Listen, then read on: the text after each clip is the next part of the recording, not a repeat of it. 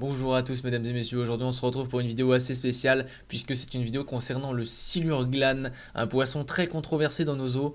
Je vous invite à regarder la vidéo jusqu'au bout parce qu'il y a énormément de choses qui sont assez intéressantes concernant ce poisson, notamment un peu le détail de son alimentation, etc.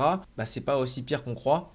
Et du coup, je vous invite également à aller voter dans l'onglet communauté pour le prochain épisode. Vous aurez le choix entre la perche, le saumon, la végétation aquatique ou bien la nourriture.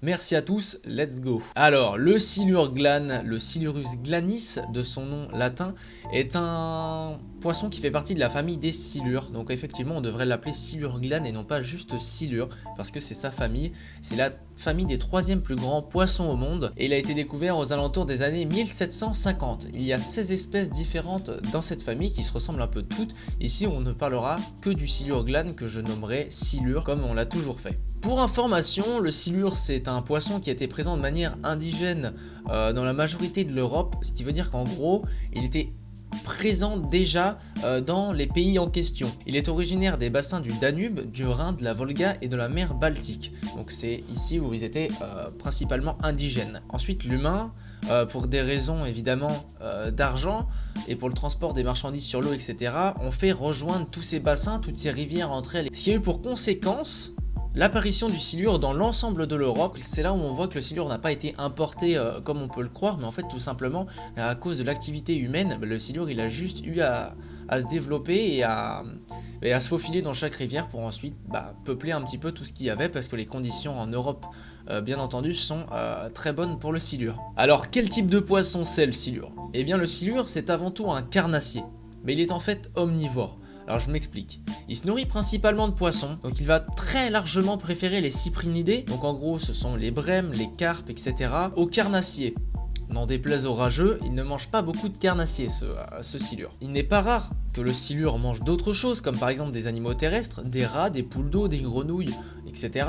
Il arrive même parfois que le silure mange des écrevisses, des moules d'eau douce, etc. et d'autres mollusques, qui font parfois son alimentation. Le silure, il a une capacité adaptative très impressionnante, notamment au niveau de son alimentation.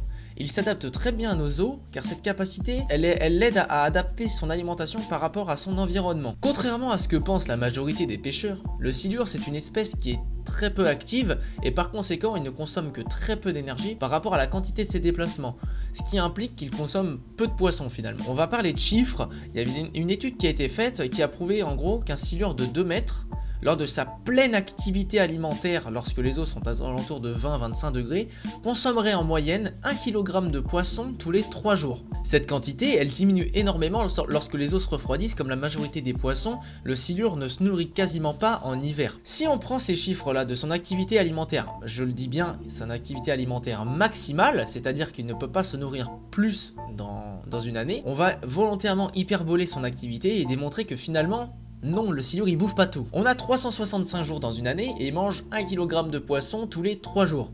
Ce qui nous fait 121 kg de poisson pour un silure de 2 mètres dans l'année. Si jamais il avait une activité alimentaire bien entendu au maximum toute l'année, ce qui est absolument faux. Ça ferait environ une cinquantaine de belles brèmes, de gardons et de carpeaux dans l'année et potentiellement une dizaine de brochets ou de cendres tout au plus. Alors, par rapport à ce qu'on vient de démontrer ici, si on prend l'exemple par exemple des viandards, etc., qui sont tout le temps en train de dire le silure c'est de la merde, faut les tuer, etc.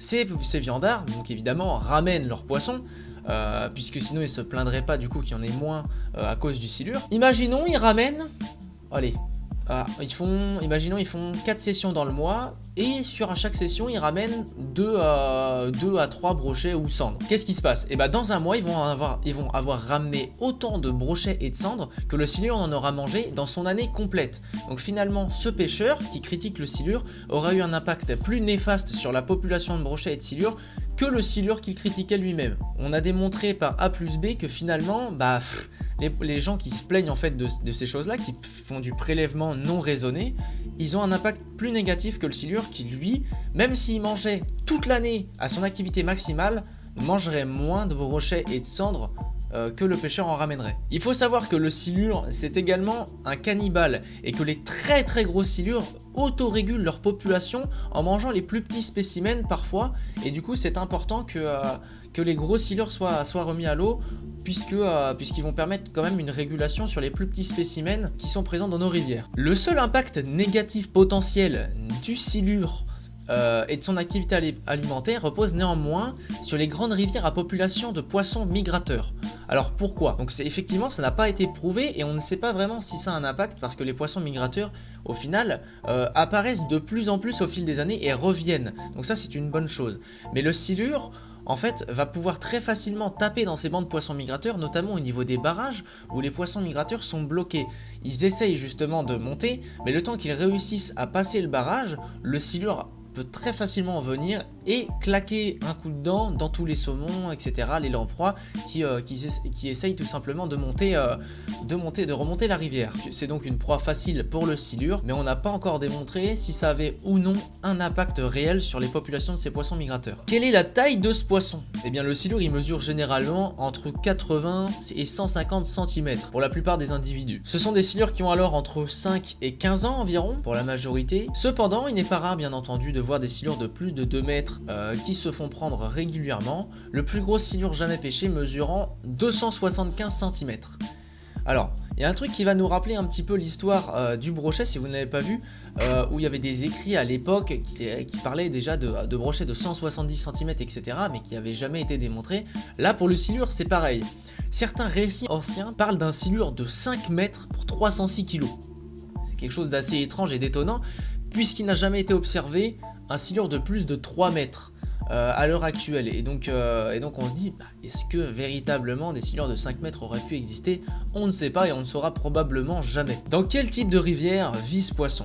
Eh bien le silure il vit uniquement en eau de deuxième catégorie, cependant il est fréquent de le rencontrer dans les eaux saumâtres qui sont le mélange entre les eaux salées et les eaux douces. Il affectionne les eaux assez profondes et les fonds principalement vaseux ou sablonneux dans lesquels il aime se balader doucement en longeant le fond. Au contraire, il aime parfois s'abriter dans un amas de branches et d'herbiers lorsqu'il veut se reposer, là où il va pouvoir se reposer finalement tranquillement sans être dérangé. Cependant, comme on a pu l'expliquer précédemment, le silure c'est un poisson qui s'adapte très bien aux conditions de son environnement et il peut alors parfois vivre dans des eaux très peu profondes où il va se balader à l'affût des proies en surface par exemple. Quelle est la période de reproduction du silure? Bon, le silure c'est un poisson qui se reproduit lorsque les eaux sont très chaudes et en général c'est une période qui s'étale de fin mai à fin juin généralement. Ceci dépend bien entendu de la température de l'eau, il attend que les eaux soient environ aux alentours des 20 degrés Celsius à 22 degrés Celsius.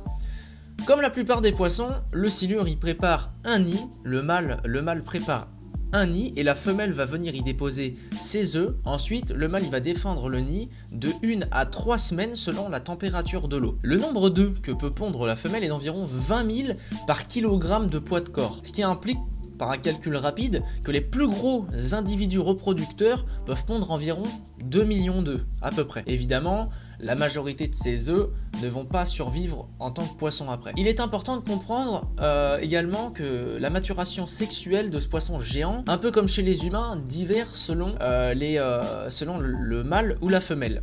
Donc la maturité sexuelle chez la femelle va arriver plus tard, lorsque le poisson va faire 80-90 cm environ, tandis que la maturité sexuelle pour le mâle va atteindre lorsque le poisson est un peu plus petit, lorsqu'il fera généralement aux alentours des 60-70 cm. Donc là vous connaissez à peu près les périodes de reproduction et la maturité sexuelle pour ces poissons. Quelle est la période légale pour pêcher ce poisson? Eh bien la période légale pour pêcher ce poisson c'est tout simplement la période d'ouverture du carnassier qui s'étale du 1er mai au 31 décembre. Du coup on va pouvoir pêcher ce silure bien entendu pendant toute cette période, néanmoins il sera bien entendu plus actif lorsque les eaux seront très chaudes. Il est très difficile d'éviter de pêcher le silure pendant qu'il frais pour une simple et bonne raison, c'est que contrairement au cendre ou au black bass qui possèdent des zones de frais très spécifiques, le silure il va frayer dans des endroits assez différents selon les rivières. Et par conséquent, il est très difficile de ne pas cibler un éventuel poisson qui serait posté sur un nid, parce qu'ils peuvent se trouver dans différentes couches d'eau. De plus, il faut savoir que si un silure il défend son nid, bien souvent vous aurez du mal à piquer ce poisson, puisqu'il voudra uniquement dégager le leurre et lui dire « Fais gaffe, là c'est mon nid, dégage, t'es sur mon territoire ». Donc voilà, donc aussi c'est pour ça que souvent on va piquer un silure mais qu'on va le décrocher, etc. Comment pêcher ce poisson ? Eh bien tout simplement on peut pêcher avec à peu près toutes les techniques qui existent aujourd'hui.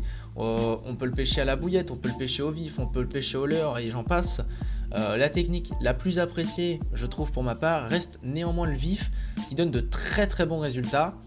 Le leurre, quant à lui, est plus impressionnant au niveau des touches, etc. Ce qui donne des sensations assez uniques. Aujourd'hui, je n'aurai pas de leurre à vous conseiller justement pour pêcher ce poisson.